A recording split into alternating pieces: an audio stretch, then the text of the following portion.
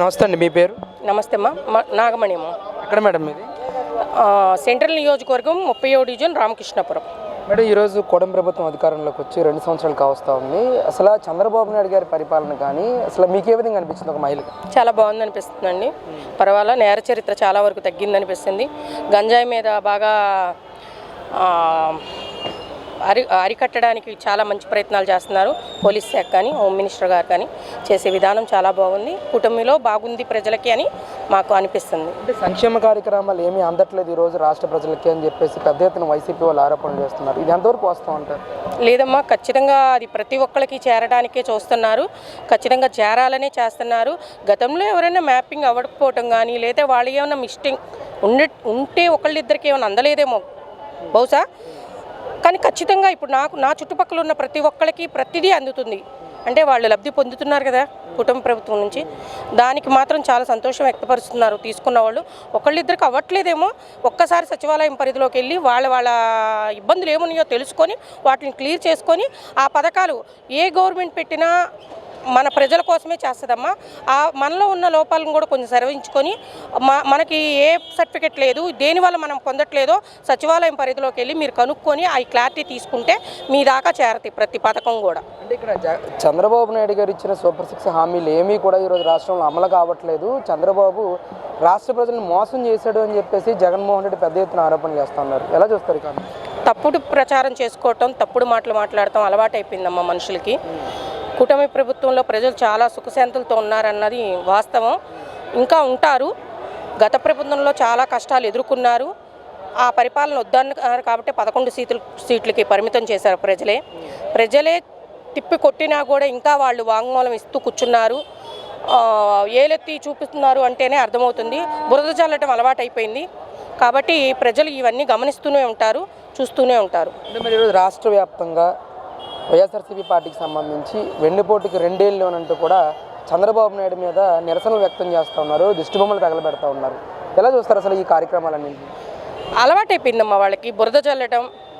ప్రజల్లో అంటే మేము ఉన్నాం అని ముందుకొచ్చి ప్రెస్ మీట్లు పెట్టి ఇలాంటివి చేస్తేనే కదా. ఎందుకంటే 11 సీట్లకి ప్రజలే తిప్పికొట్టారు. ఆ 11 సీట్లకి మర్చిపోతారేమో, మళ్ళీ ఎలక్షన్ల దగ్గరికి వస్తున్నాయి కాబట్టి ఇలాంటి బూటకాలు వేసుకొని ముందుకు రావడానికి ఇది ఒక చర్య అంతే. అంటే నేను జగన్మోహన్ రెడ్డి గారు ప్రెస్ మీట్ పెట్టి ఈరోజు అబద్ధానికి, మోసానికి, దగాకి, వెన్నుపోటుకి ప్యాంటు షర్ట్ వేస్తే చంద్రబాబు నాయుడు అని చెప్పేసి ఆయన మాట్లాడుతున్నారు. ఎలా చూస్తారు ఈ కామెంట్స్? వెన్నుపోటు గురించి ఆయనే చెప్పాలమ్మా. గొడ్డల రాజకీయం గురించి ఆయన చెప్తేనే ప్రజలు తెలుసుకునే పరిస్థితిలో ఉన్నారు. ఇవాళ ప్రజలందరికీ తెలుస్తుంది. ప్రజలందరూ ఏమన్నా చేతగాని దద్దములు కాదు, వాళ్ళు ఓటు హక్కుతో సరైన గుణపాఠం చెప్పారు, ఇంకా చెప్తూనే ఉంటారు. అది ఎవరైనా సరే ప్రజలు ఏమైనా పిచ్చోళ్ళు కాదమ్మా, ఓటేసే హక్కుదారులు. కాబట్టి వీళ్ళు ఇంకా బూటకు మాటలు చెప్పుకొని ప్రజల్లో ఇంకా మేము ఉన్నామని సత్తా చూపించుకుంటాకి బయటకు వస్తున్నారు. 11 సీట్లతో కొట్టారు. ఈసారి తరిమి కొడితే ఎక్కడ పడతారో కూడా తెలియదు. అంటే ఒక మహిళగా మీకు ఎలా అనిపించింది పర్సనల్గా కూటమి పరిపాలన? అంటే మహిళా శక్తి, స్త్రీ శక్తి అని అంటూ కూడా పెద్ద ఎత్తున మహిళలు మేము ప్రోత్సహిస్తున్నాం అని చెప్పేసి మాట్లాడారు కూటమి నాయకులందరూ కూడా. మీ వరకు మీకు ఏమనిపించింది అసలు? ఖచ్చితంగా అమ్మా, నాకైతే హ్యాపీగా అనిపిస్తుంది. కూటమిలో చాలా బాగుంది. ముందు నేర చరిత్ర తగ్గిందమ్మా. ఆడపిల్లల్ని పై జరిగే అగేత్యాలకి ఆనకట్టేసింది కూటమి ప్రభుత్వం. కాబట్టి నేను చాలా హర్షం వ్యక్తం చేస్తున్నాను. కూటమి ప్రభుత్వానికి ఎంతో రుణపడి ఉన్నాను.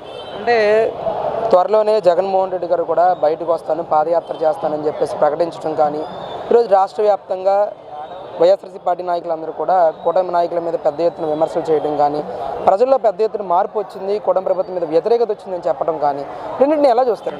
ప్రతిపక్షమే లేకుండా చేసిన ప్రజలు రేపు పాదయాత్రలు చేసినా ఏది చేసినా ఆహ్వానం పలుకుతారు అని ఆయన భ్రమలో ఉన్నారు. ఓకే, ఆయన ప్రయత్నం ఆయన చేస్తారు.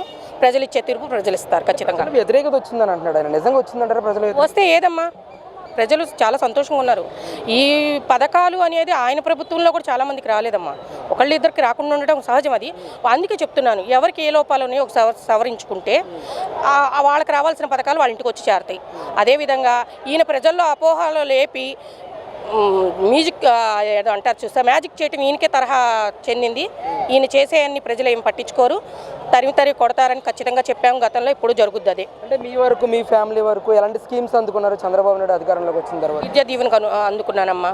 అలాగే నాకు ఫింక్షన్కి అప్లై చేయమని నాకు నోటీస్ వచ్చింది నిన్నే. చాలా వరకు నా చుట్టుపక్కల ఉన్న వాళ్ళు కూడా చాలా బాగా సంతోషం చేస్తున్నారు. ప్రతి స్కీము అందుతుంది.